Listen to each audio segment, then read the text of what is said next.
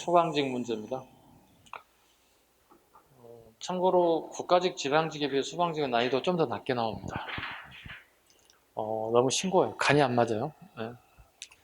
여러분은 간이 맞을지 몰라요. 딱 이 정도면 딱이다. 아, 좋다. 문제 보자마자 답 나온다. 좋을지 모르겠지만 선생님 입장에서 뭐야 이게 시험을 이렇게 냈나? 난이도 조절이 변별력이 너무 없는데 이렇게. 항상 얘기했잖아요. 이런 시간에도 변별력이 낮게 나오게 되면 내가 걱정해야 된다. 본인이 좋아하면 안 돼. 경쟁자를 다 100점 맞아. 나도 100점 맞아야 되는데 부담이 있다고. 왕의 업적으로 옳은 거 1번 가봅시다. 신도는 왕에게 전민변전 설치할 걸 원했다. 그 왕이 누구냐 물어보잖아요. 공민왕 하면 신도는 떠오르잖아요. 전민변정동을 써서 건문 세조 때 토지를 빼앗은 걸 다시 되돌려주자는 얘기하는 거고요. 1번 규장각을 설치하였다. 정조임금. 규장각을 어디에 설치하나요? 창덕궁하고 그 다음에 여기 강화도에 2개 냅니다. 그래서 1번 지문인가요? 내규장각, 그 다음에 예규장각, 궁궐내에 하나 설치하는 거하고 강화도 설치하는 2가지가 설치됩니다. 규장각에. 대동법을 실시하였다. 강해군. 독서산법을 시행했다. 원성왕 신라. 쌍성총가부를 공개하였다. 이거 이제 공민왕 때죠. 4번 지문은.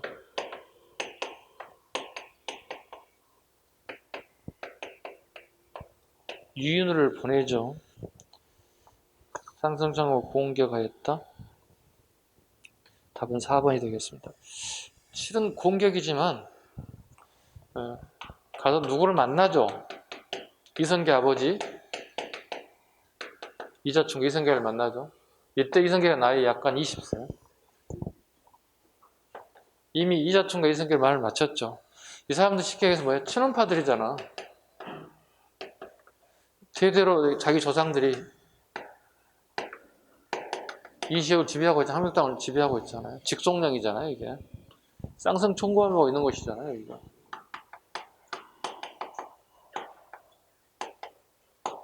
쌍성총괄부의 지배 세력의 이사충 이성계가 원나라가 이렇게 도주하고 있는 모습을 보잖아요. 어떻게 말을 갈아타야지 빨리. 역사의 물질을 빨리 변화의 느낌 말고 말을 갈아타야지. 그리고 나서 이 사람들이 조선 건국을 해버렸죠. 그러니까 영웅이 된 거지. 건국됐기 때문에. 실패하면 어떻게 돼요? 완전 나락으로 떨어지는 평가들이 나오겠죠. 답은 4번이 되겠습니다. 문제 2번. 미출진 이것에 대한 설명을 옳은 것. 이것은 고려 최초의 대장경으로. 최초의 대장경 뭐예요? 초조대장경이겠죠. 그란의 침략을 받았던 현종한테 부처의 힘을 빌려 이를 물리치고자 이어머니에서 만들기 시작했다. 근데 아쉽게 몽고 2차 침입 때 1232년 몽고 2차 침입 때 불타버렸습니다. 그 결과 최후가 강화도로 천도 이후에 제조 대장경을 만들게 된 원인이 하나입니다. 원인 중에 하나입니다. 답은 1번이 되겠네요. 현재 합천 해인사에 보관되었다. 이건 제조 대장경입니다. 팔만 대장경을 보통 얘기하죠. 팔만 대장경이라고 합니다. 합천 해인사. 됐죠? 불법이 있다 해서 독보사찰이라고 합니다. 해인사를.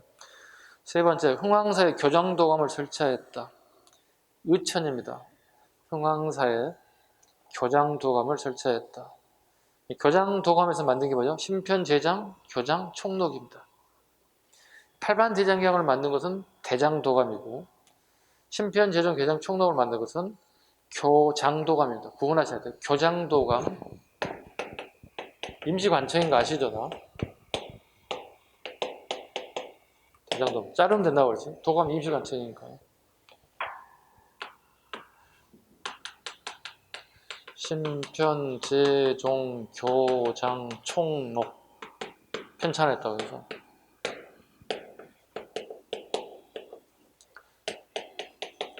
제조 대장경, 일명 8만 대장경을 편찬했죠. 구분할 것. 말장난에 넘어가 안 됩니다. 교장하고 대장도감. 네.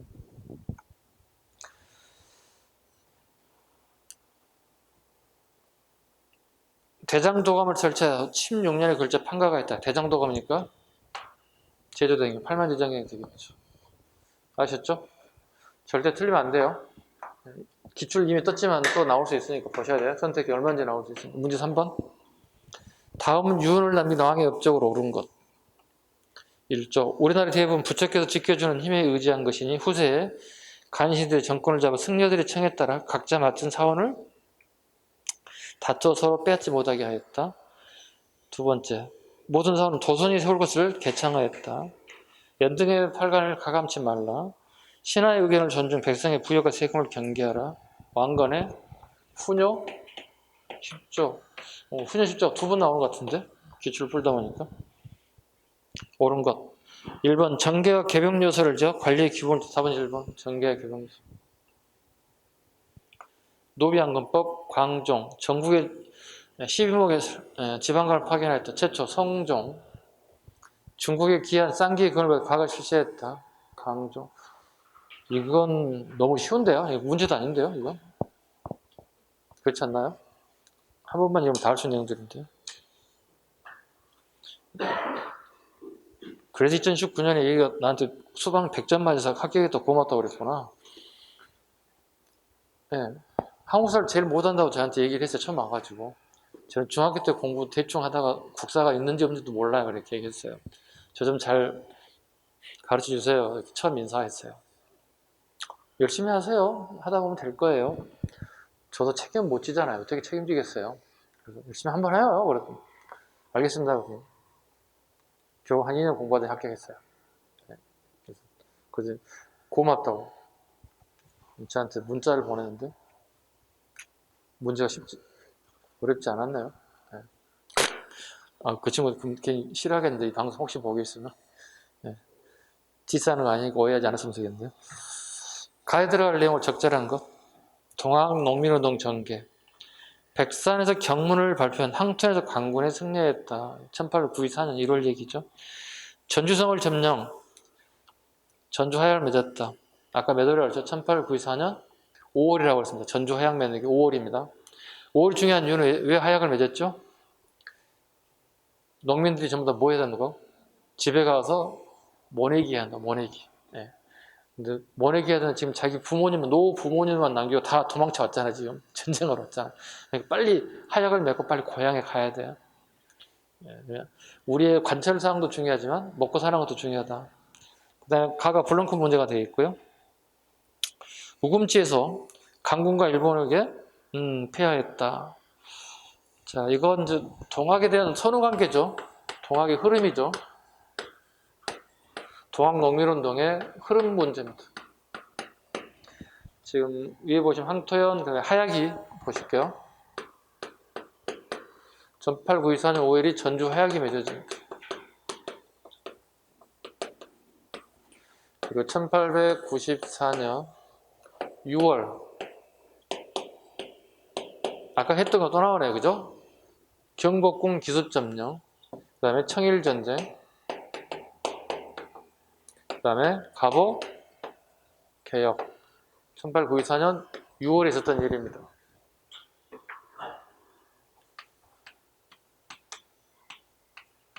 (1894년 10월에) 논산함행. 마지막 공주 우은지연툴에서 끝나게 되는 거죠. 이 부분이 가장 많이 출제되죠. 쉽게 얘기해서 5월달, 6월달, 10월달, 11월달 나오는 게 딱 여기잖아요. 앞에 것들이 어차피 싸우는 얘기니까 선후관계 잡으니까 문제도 안 되는 거거든. 결론은 이 뒤에만 정확하게 잡혀 있으면 동학의 흐름 문제는 다 풀어낼 수 있는 겁니다. 자, 문제 풀어보겠습니다. 을미사변의 반발에 의병을 이겼다. 이건 1895년 얘기죠. 동학이 끝나고 난 다음에 직강소를 설치했다. 답이 되겠는데요. 네, 전주 하약을 맺고 난 다음에 교정청과 직강소를 만들죠. 이게 5월, 이게 6월이죠. 이건 동학교도들이 만든 거고 이건 정부에서 만든 거예요. 교정청이라고 그랬죠. 직강소인가요? 직강소 여기 되겠죠. 요거 깜빡했네요. 이걸 적어야 되는데. 5월, 6월, 6월, 5월. 동학이 모두 뭔가 잘못 있는 걸 살펴볼게. 교정청. 답은 2번이 되겠습니다. 조변갑의 탐험. 동학이 일어난 원인이죠. 1월달, 1894년 1월이죠. 우정국 개국 축하해. 이건 1884년, 한참 전, 10년 전 얘기니까 순서에 맞지 않습니다.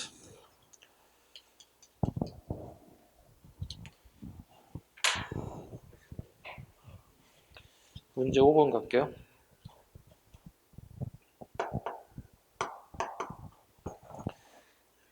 가왕에 대한 설명을 옳은 것 봅시다. 뭘 보면 될 것 같아요? 사료 참고 문헌이 어디예요? 농사지기설 떠오르면 안 읽어도 되겠잖아. 정초, 그 다음에 누구? 변효문. 세종대왕은 다 하시니까. 다 맞으라 준 것 같은데. 세종대왕은 아까도 잠깐 풀어낸 상강행실도, 충신효녀 열려 중국 우리나라 100여 명을 모아서 도니까 그림과 글씨를 통해서 홍보하려고 했다. 일종의 충효 이걸 강조하려고 하는 거죠.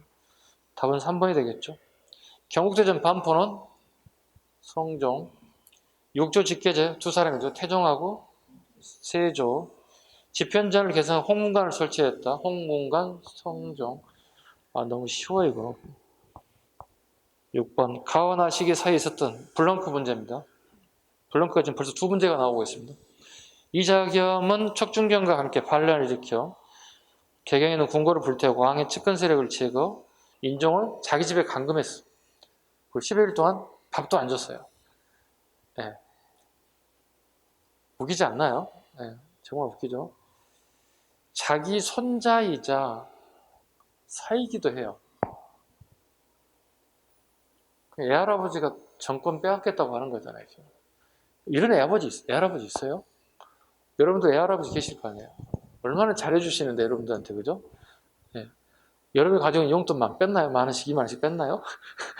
그건 아니잖아요. 이거 권력을 뺐잖아요. 돈 뺏는 것도 아니고. 너무해 이거.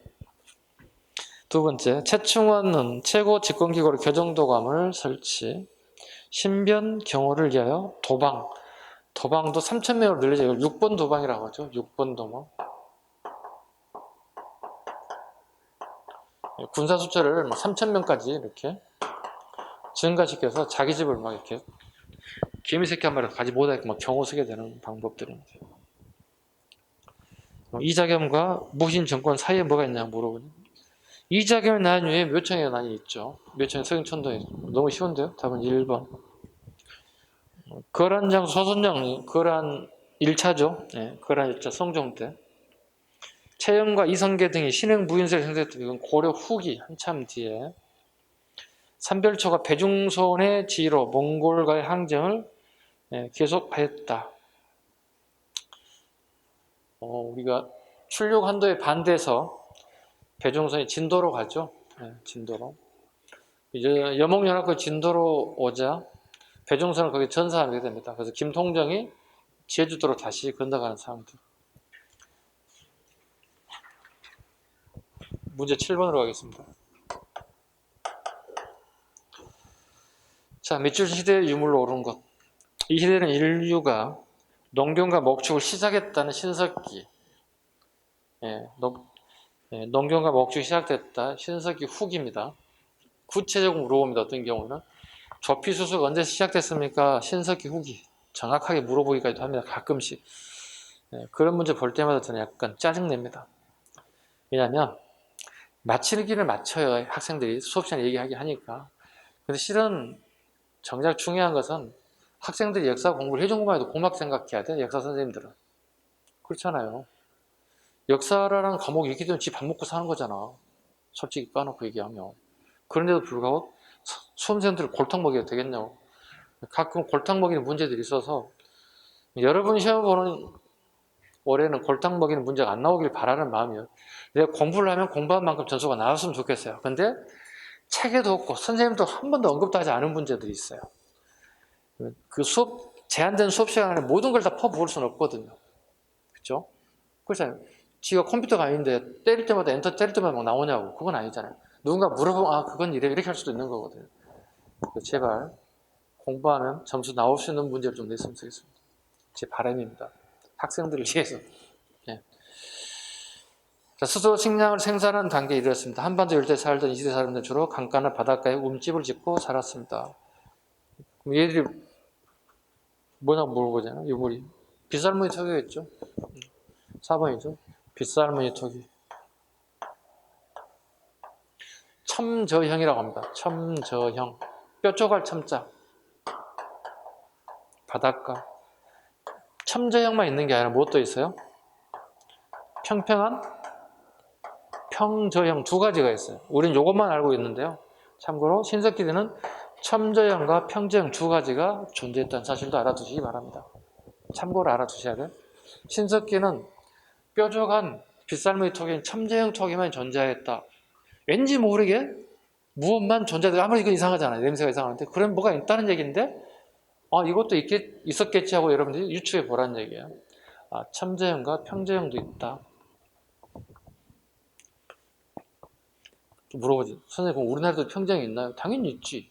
이게 다수기 때문에 빗살무늬 그림 요거 해서 첨정이 얘기하는 거죠. 자, 1번 지문 볼까요? 앙부일구네요. 세종대왕 때. 앙부일구. 솥단지 부자를 쓰고 있습니다. 솥단지 부자. 해시계입니다. 일자가 들어가 있죠. 날 일자니까 해를 지칭하겠죠. 청동방울이죠. 청동기. 예. 청동기. 당군이 이걸 가지고 있다는 얘기죠. 그 다음에 비파형 동검, 청동기를 대표하는 군장들의 무기가 되겠죠. 너무 쉽죠? 이 정도 되면. 그 7번 문제는 딱 보니까 제가 한능검 스타일이네요. 네, 한능검 스타일. 8번 문제, 다음 자료에 나타나는 시기의 경제상으로 오른 것. 밭에 심는 것은 구곡분이 아니다. 모시, 오이, 배추, 도라지, 농사를 잘 지으고 쪼쪼쪼 쭉 내려가 볼게요. 서쪽 지방에 담배 밑줄고요. 담배. 그 다음에 강진의 고구마 밑줄고요. 이건 전부 다 임질이라는 전후에 나타나는 것들이에요. 내가 담배 피웠을 때 항상 욕했거든. 임질이라 많이 했으면 내가 담배를 안 피웠을 텐데. 네. 선생님 지금은 담배를 안 핍니다. 네. 끊은 지 꽤 됐습니다. 좋게 한 20년 핀 것 같습니다. 네. 호기심을 출동했다가 고3 수능과 호기심을 친구들하고 모여서 피다가 그게 한 20년 핀 것 같아요. 그래서 혹시 담배를 피우신 분이 계시면 끊으라는 얘기를 못해요. 저도 못 끊겠더라고. 대신 양을 좀 줄이세요. 공부할 때는 양을 좀 줄이시는 게 좋아요.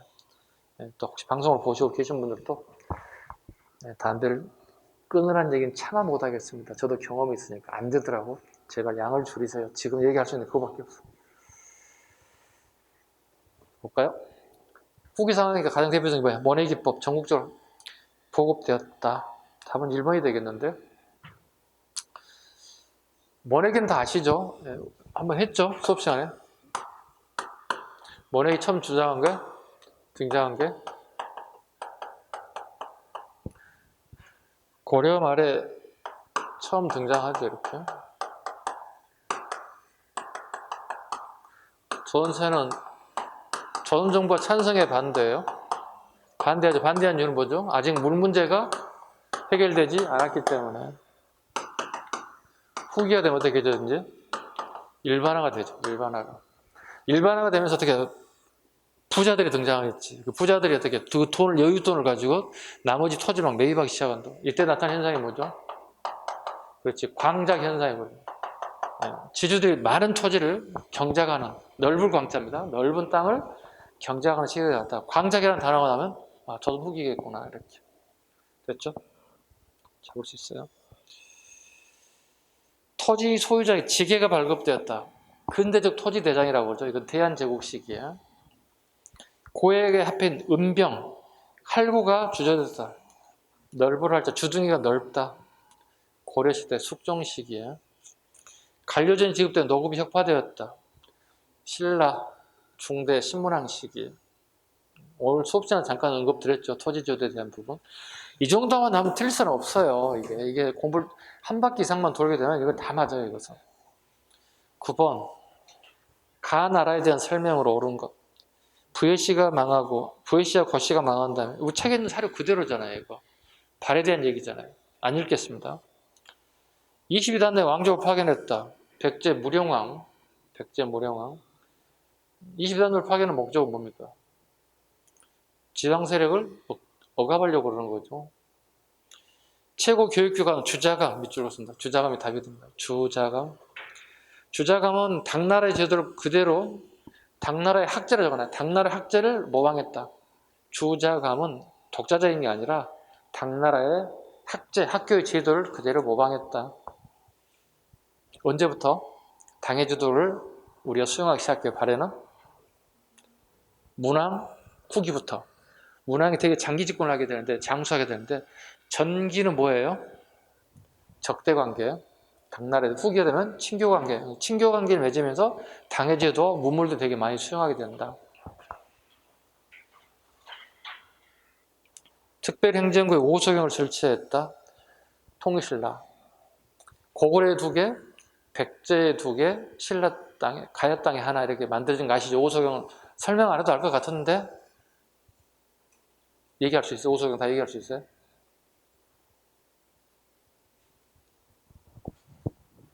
아무 말도 안 한다는 얘기는, 고개도 끄덕이지 않는다는 얘기는 오소경을 다 말할 수 없다는 얘기거든요.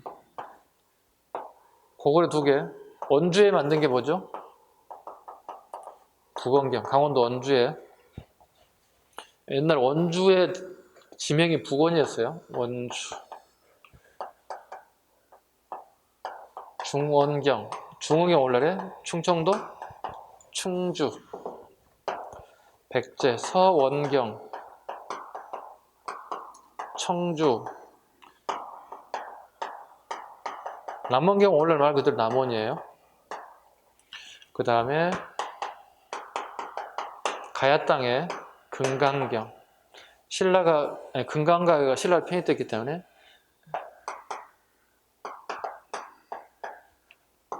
그래서 오소경 제도가 있는 거죠.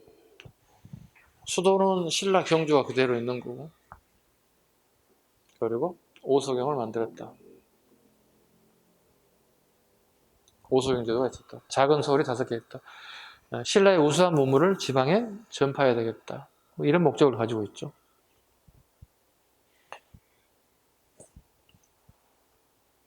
사회 질서를 유지한 8조법. 에이, 뭐야, 이거. 너무 싱거워, 문제가.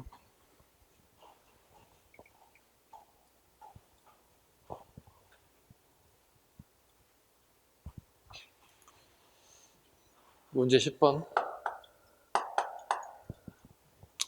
다음 상소문이 작성된 배경을 옳은 것.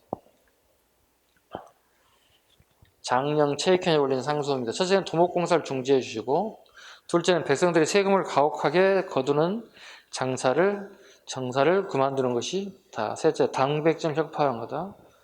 넷째는 문세, 성문세를 받지 말라고 요구하고 있습니다. 너무 쉬운데 이것은? 경복궁 중공공사를 수업해달라, 멈춰달라. 체익현이 상소문 올렸습니다. 경복 중공이 답이 돼야 되겠죠. 답은 1번. 이게 문제야, 이게?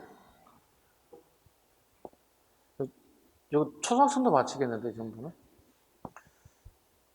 조선 책량이 유포되었다. 이거 2차 수신사로 1880년에 김홍집이 갔다 와서 가져온 책입니다. 그 핵심 내용은 뭡니까? 친하게 지낼 나라가 있죠. 청, 일본, 미국. 견제해야 될 나라는 러시아.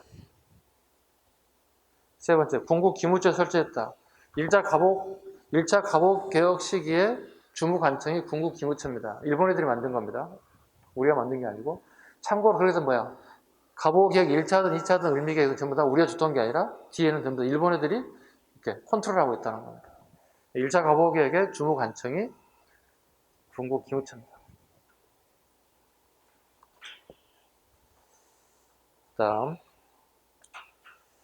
4번 조청 상민 수륙 무역 장정이 체결됐다. 이건 1882년 이모군란 이후에 이절과 서울의 양화진 한강변의 양화진과 전국 장시의 모든 외국 상인들이 와서 직접 영업을 할 수 있게끔 만들었다. 자주 나오는 거니까 조점 상면 출력 장치는 무조건 알아두셔야 되겠죠. 문제 11번 갈게요. 밑줄진 왕의 업적으로 오른 것. 우상국을 갖다가 얘기하네. 네. 우상국 정복이 누군지 아니면 물어보는데요.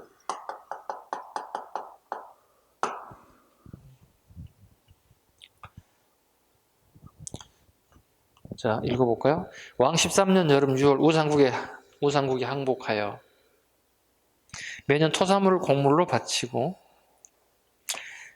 바치기로 했다. 우상국은 명주의 정동쪽 바다에 있는 섬인데 울릉도라고 합니다.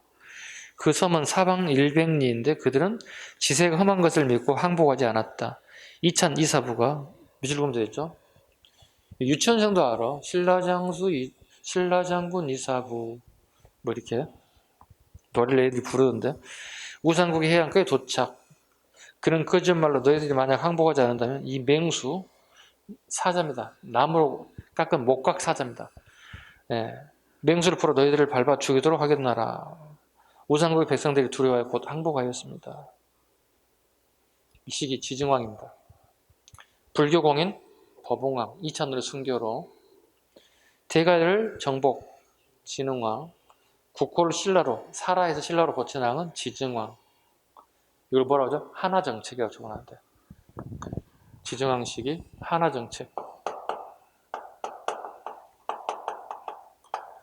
한족의 문화, 중국 한족의 문화를 수용하는 정책이다. 행정관청이라든가 동네 이름들이 이제 우리 순수한 우리말에서 한자로 바뀌어가는 과정이다. 이사금을 왕으로 사용했다. 유리왕에서부터 흥해 이사금까지. 이건 12번. 가정치 세력의 설명으로 오른 것. 조광조를 비롯한 이 세력들은 왕조 정치를 실현하기 위해서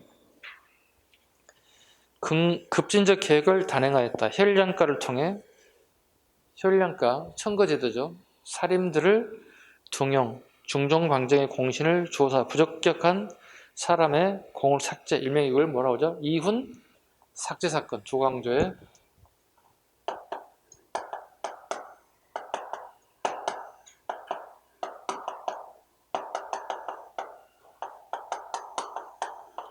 (70여 명의) 공신들을 훈을 삭감시켜 버리는 거죠. 직책이 너무 높은 벼슬을 받았다. 과다하게 토지를 받았다. 과다하게 노비를 받았다. 뭐 이런 것들 다 없애겠다는 겁니다. 중종식입니다. 살인에 대한 얘기입니다. 옳은 거 골라보도록 하겠습니다. 하백이 참여, 이건 말도 안 되는 거죠. 신라는 얘기니까. 조선 건국을 주도했다. 신진사대부. 스스로 성주 또는 장군이라 했다. 신라 하대 호족들을 얘기하는 거죠. 서원과 향약을 기반으로 세력을 확대했다. 16세기 살인들. 뭐야 이게 너무 힘들어.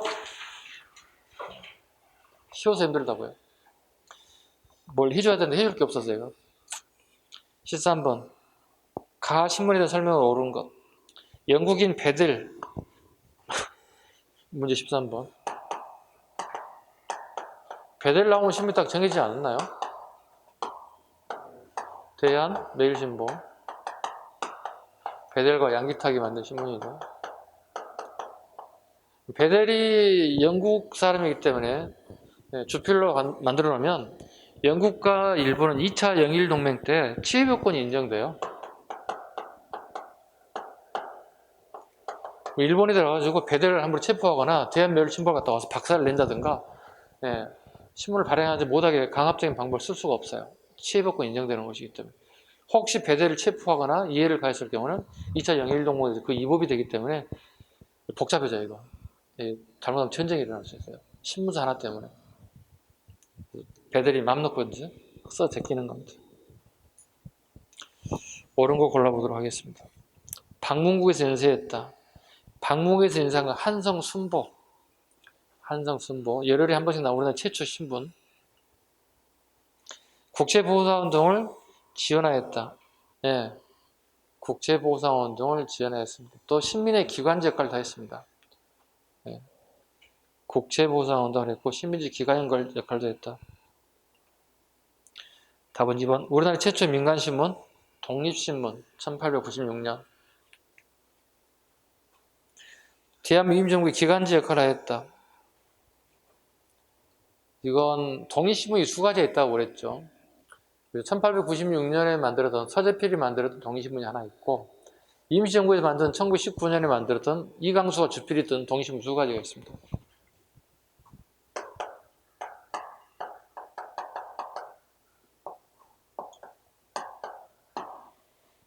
1919년에 만들었던 상해 임시정부에서 만든 춘원 이강수가 주필이 있었던 거. 그 다음에 아까 뭐였지? 서재필.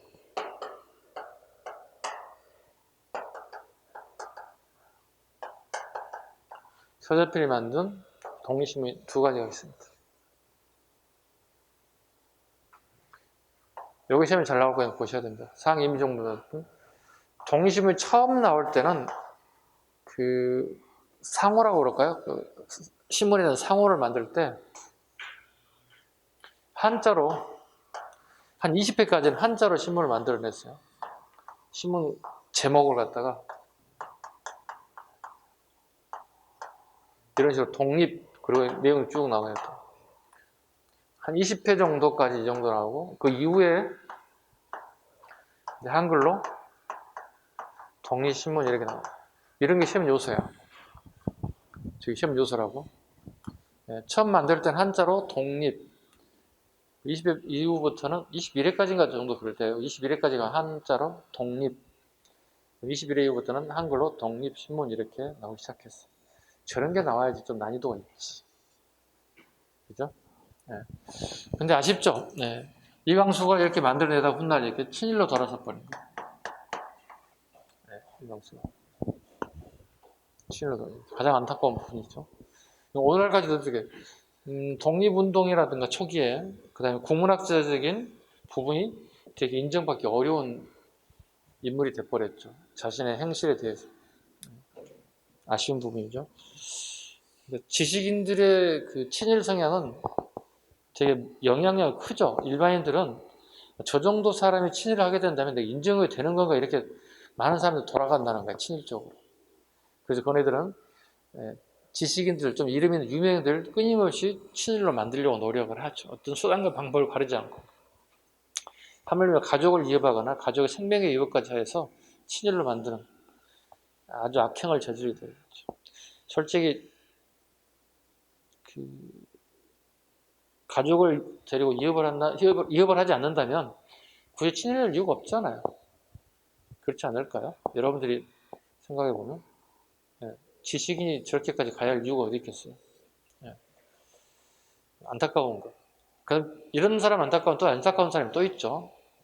안중근의 아들이 친일로 돌아서요. 아버지 얼굴에 그냥 뭐 한 거야, 뭐 칠한 거야 쉽게. 그런 케이스가 있어요. 그건 되게 안타깝죠. 그러니까 그런 부분은 이건 아버지가 해야 할 하던 일에 먹칠한 거잖아요. 사과하잖아요. 우리 아버지가 했던 일을 용서를 빈다고. 자기 아버지의 얼굴에 묻히라는 거잖아. 안중근의 아들이 이런 짓을 했어요. 그러니까 우리는 안중근 되게 중요하게 여기잖아요. 근데 직계 가족이 이렇게 있다고. 아들 둘이 있는데 한 명은 죽고 둘째 아들이 그렇게 친일 행적을 하게 돼요.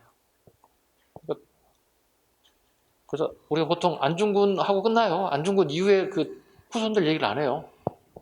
이런 일이 드러나게 되니까. 그런 부분은 좀 안타깝습니다.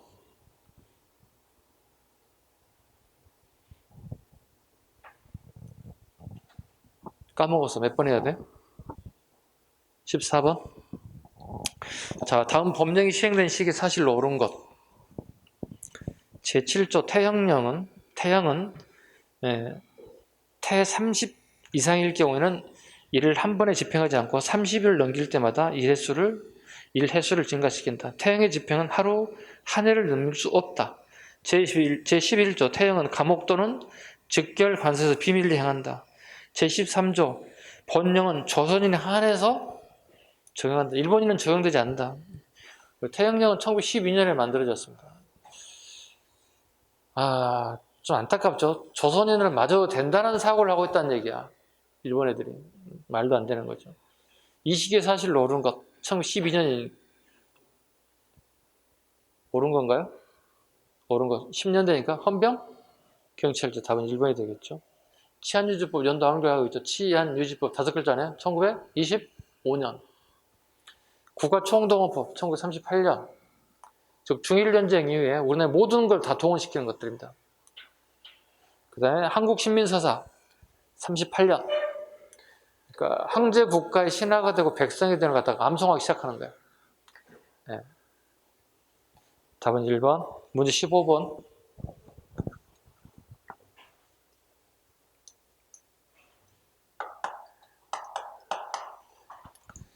밀집중 그에 대한 설명을 옳은 것. 그는 을사조의 체결돼서 조약의 무효를 주장하는 상소를 올렸다. 청민은 이동령과 함께 간도 영정에서 서전소속이 몇 줄고요? 서전소속. 학교입니다, 쉽게 얘기해서. 교육기관이죠. 이게 누구냐고 물어보죠. 이상설 선생님. 뒤에 거 몰라도 풀 수 있겠는데 이미 앞에다 힌트를 던져줬기 때문에. 설립하여 항일 민족정신을 높이기 온 힘을 다하였다. 1907년 이준, 이종 등과 함께 고종의 특사로 헤이그 만국 평화회의에 참석하려다가 일본의 방해로 좌절. 이 사건으로 국내에서는 걸석 재판이 진행되어 사형이 선고됐다. 걸석이라는 건 참가하지 않았다는 뜻이죠. 네, 이상설도 벌써 이미 북한도 그 다음에 연해주 쪽으로 돌고 있기 때문에 네. 이분에 대한 걸로 옳은 거 골라보겠습니다. 울산 장려운동에 적극 참여. 조만식 선생. 평양입니다. 울산 장려운동은. 평양에서 민족주의 계열의 기업가들이 주도했다 적어내셔야 합니다. 평양에서 민족주의 계열의 기업가들이 주도했다. 참고로 공산주의자들은 불참, 반대했습니다. 왜? 특정 기업인들만 돈을 벌 수 있다는 것. 조선건국준비위원회 조직 여운형. 조선건국준비위원회 건준이라고 합니다. 1948년 8월 15일 연해주에서 대한강복군 정부를 수립을 주도하였다.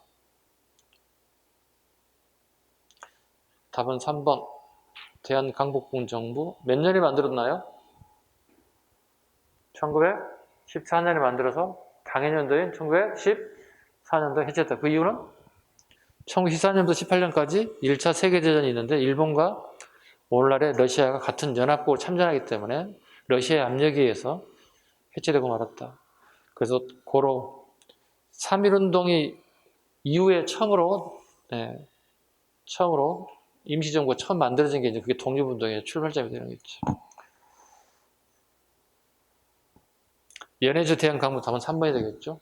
국민대표의 새로운 정부 수립을 주장했던 신채호 창조파. 이승만의 탄핵을 하고 23년입니다. 1923년. 국민대표를 통해 이승만을 탄핵하고 새로운 정부 수립을 주장하게 됐다. 신채호입니다. 창조파들이 되는 겁니다.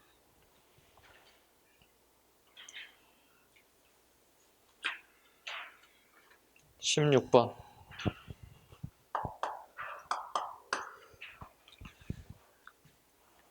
가와 나를 주장한 인물에 대한 설명을 옳은 것. 자, 보겠습니다. 가. 우리 조선의 역사적 발전의 한 과정은 가령 지리적 조건, 인종학적 골상, 문화 형태, A형적 특징 등 다소의 차이는 인정되더라도 다른 문화 민족의 역사적 발전 법칙과 구별되어야 하는 독자적인 것이 아니다. 세계사적인 이론론적 역사 법칙에 의하여 다른 민족과 거의 같은 궤도로 발전 과정을 거쳐옵니다. 이건 백남훈 선생이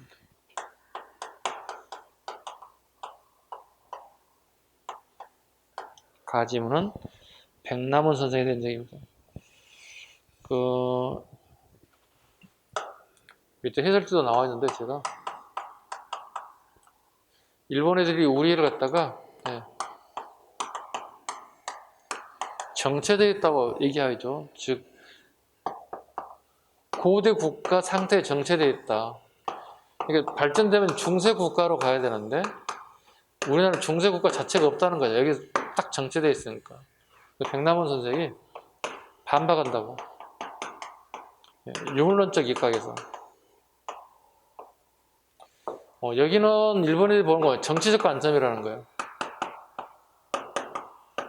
어떻게 정치적 관점 가지고 이렇게 판단할 수 있겠느냐. 본인은 유물론을 공부한 인물이기 유물론적인 관점에서 우리는 지금 세계의 여러 나라들이 선진국에 돌아가는 기회와 동일하다. 반박한 논점입니다. 즉 유물론이란 뭐냐면 생산의 주체가 누구냐. 세계의 기회가 돌아가면 꼭 같더라는 거야. 그래서 이걸 반박합니다. 원래 이거 7급 전유물이었거든. 최근에는 무조건 9급에 7급에 나오지도 않아요, 이제. 두 번째, 신채호 선생입니다.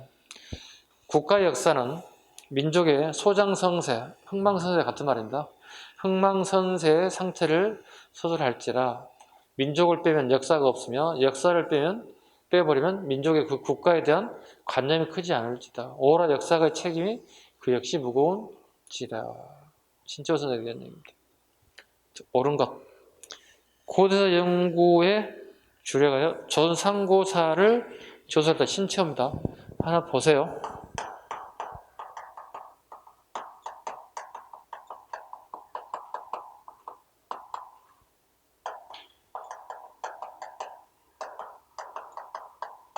이 감자가 하나 더 붙었어요. 이건 안재홍이야.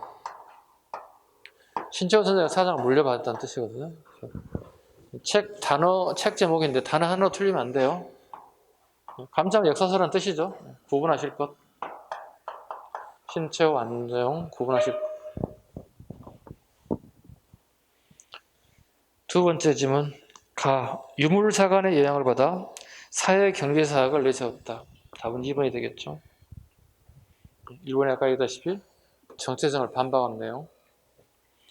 3번 진단학회 결성을 주도하였다. 이병도, 선진태 같은 사람들.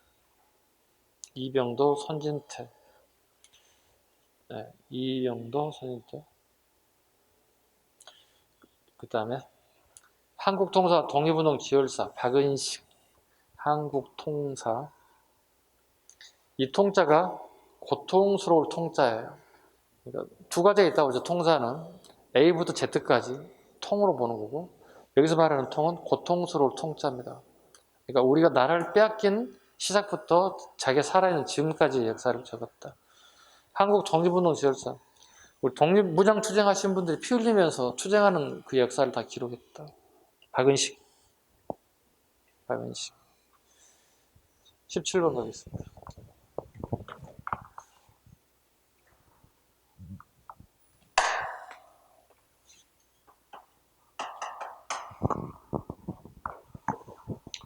자, 가단체에 대해 설명을 옳은 것. 조선 안에 있는 모든 관청을 폭탄으로 깨뜨리고 조선 안의 강공리를 암살하여 암살함의 뒤로 아라사의 무서운 힘을 얻고 앞으로는 독립을 열망하는 청년을 앞세운 가로이고요. 사건의 일부가 조선 안에서 계획을 실행하려다가 미리 발각된 일은 중략. 단장 김원봉을 중심으로 5년 전에 설립된 조선 독립당의 비밀단체이니 김원봉 때문에 하나 알 수 있겠네요. 우열단입을.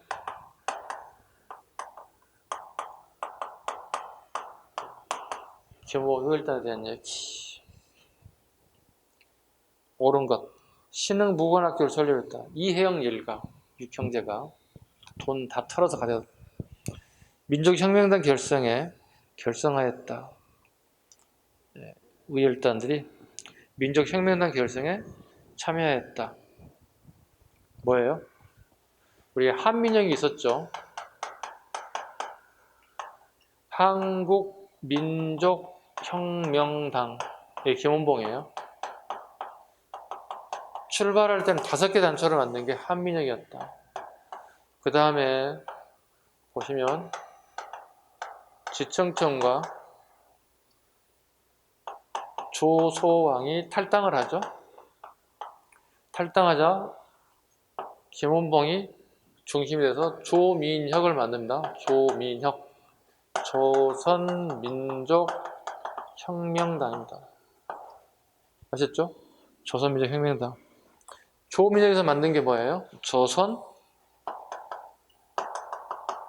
조선의용대가 만들어집니다. 어디에서? 한꺼우에서. 한꺼에 처음 만들어지더라.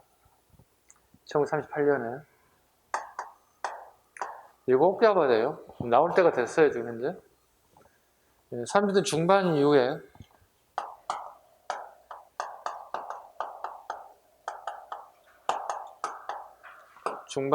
관내 무장 투자입니다.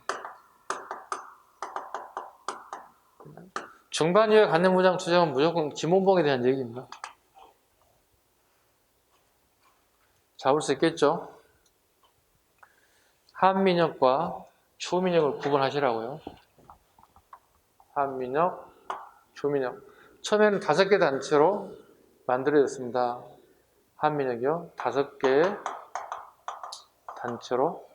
그때 지청천, 조수환 같은 민족주의 계열이 들어온단 말이에요. 민족주의 계열.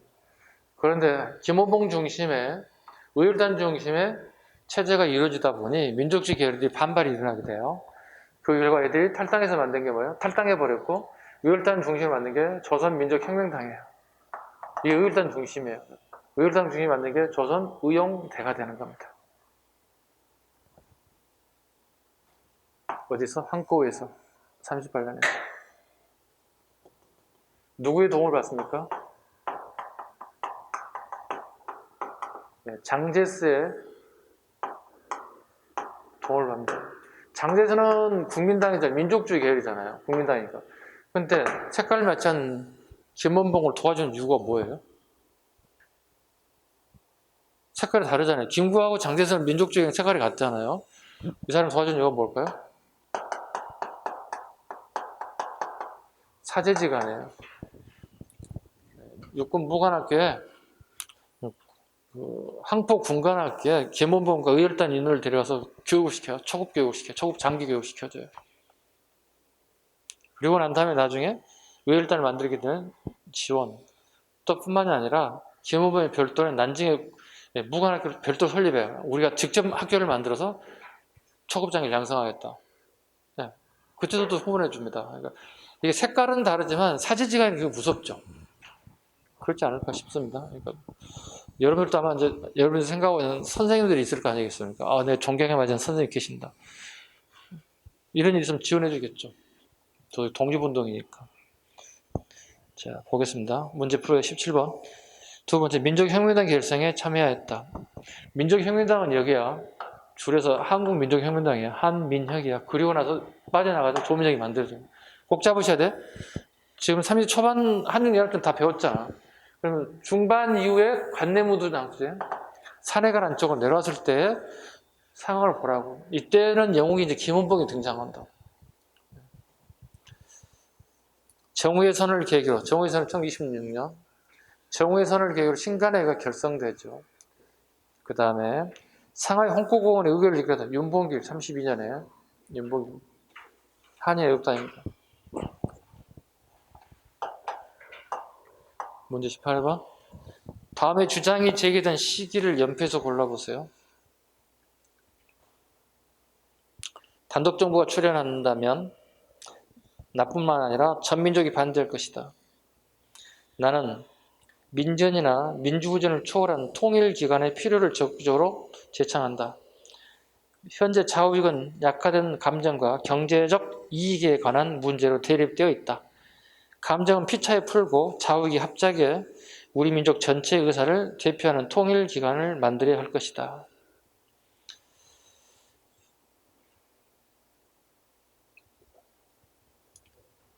예. 우리가 이제 미소 공동위원회가 열리는데요. 결렬됐죠. 우리가 46년 1차, 47년 2차. 그리고 난 이후에 이런 신문 사설들이 실리게 되는데요. 요 위치가 뭐냐 물어본 거죠. 네, 1차 미소 공동위원회니까 답은 다가 돼야 되겠죠.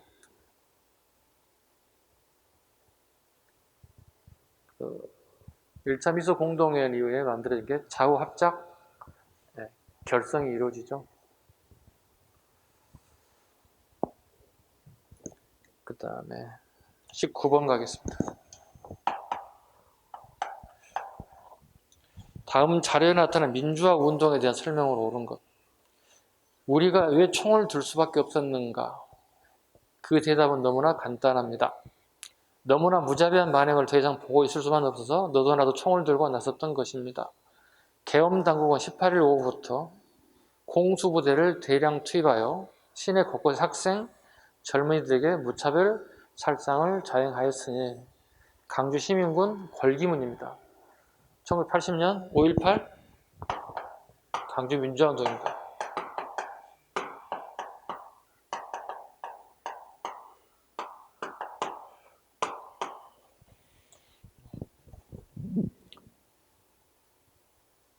옳은 거 하겠습니다.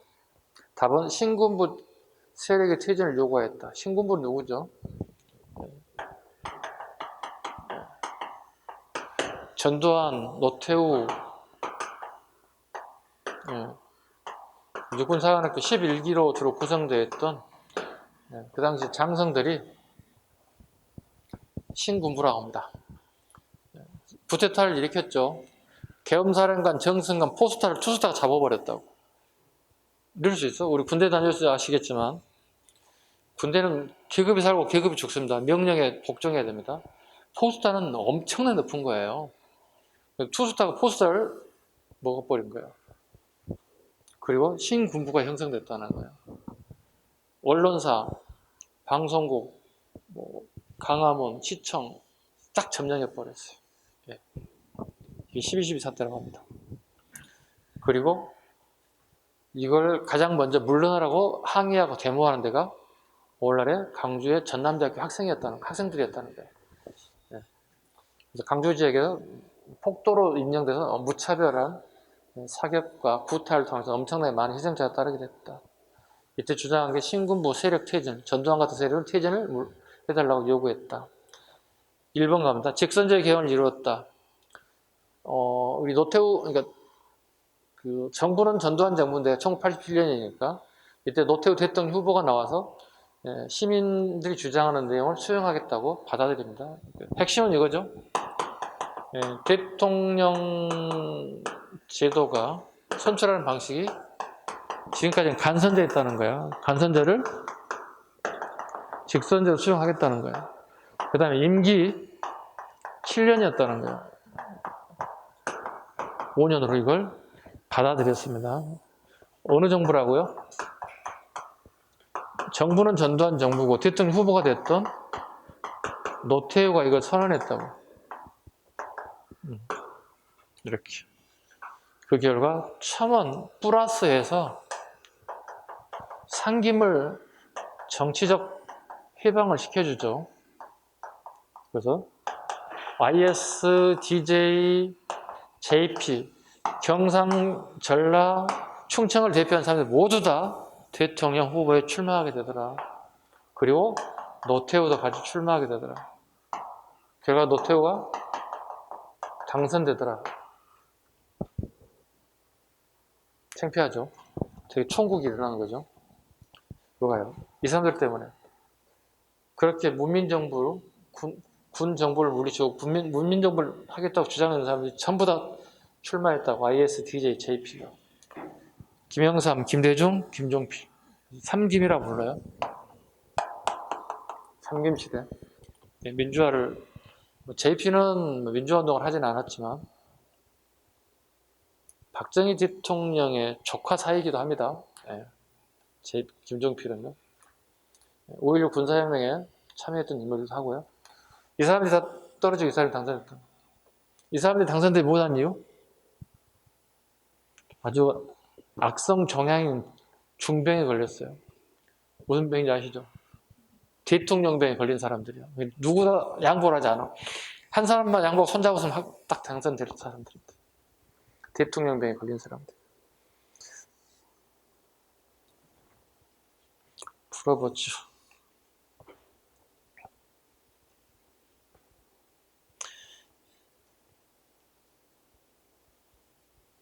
우리 몇 번 풀고 있었지?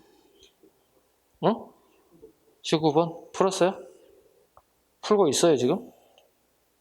네, 풀고 있다가 이렇게 갔구나. 쏘리. 직선제 개헌이 이루어졌다. 3.15 부정선거를 규탄했다. 이것은 이승만 정부 1960년대 3.15 부정선거. 대통령이 하야되는 계기가 됐다. 이것도 부정선거죠. 3.15 이승만. 답은 4번. 문제 20번 풀겠습니다. 다음 담화문을 발표한 정부식에선 사실로 옳은 것은 저는 이 엄숙한 마음으로 헌법 제76조 1항의 규정에 의거하여 금융 실명 거래 및 비밀 보장에 대한 대통령 긴무 명령을 발부합니다. 더 이상 안 읽어도 되겠네요. 김영삼 정부 금융 실명제 옳은 거 가겠습니다. 304호 이승만 정부 1950년대 중반부터 후반까지 적어놓으세요. 1950년대 중반부터 후반까지 304 미국으로부터 설탕, 밀가루 등을 받아서 우리가 쓴 것들 얘기합니다. 새마을 운동 박정희 대통령 1970년 정확하게 잡아야 됩니다. 1970년이라는 게 세 가지 있다고 그랬죠. 새마을 운동 하나 더 경부고속도 철도 완공, 경부선 완공 하나 더 전태일 열사 분신 세 가지 꼭 잡아야 돼요. 70년 사건은 박정희 정부입니다. 새마을 운동, 경부선 완공, 전태일 열사의 분신 사건, 노동자들의 어떤 아픔을 갖다 좀 봐달라는 얘기죠. 이때부터 처음으로 정치인들이 정치의 민주화뿐만 아니라 노동자의 문제도 심각함을 알고 처음으로 이제 관심을 갖게 된 계기가 되었다. 경부고속도로 박정희 70년, 경제협력 개발기 OECD 가입됐다. 김영삼 정부. 영어 정책 나오면 전부 다 김영삼 가세요, 그냥. OECD, 영어 정책. 무슨 영어 모델 한이 맺혔는지 계속 영어 정책만 나옵니다. IMF, OECD, 이런 거 계속 소명이 나올 겁니다. 자, 오늘은 여기까지 문제를 풀겠습니다. 예.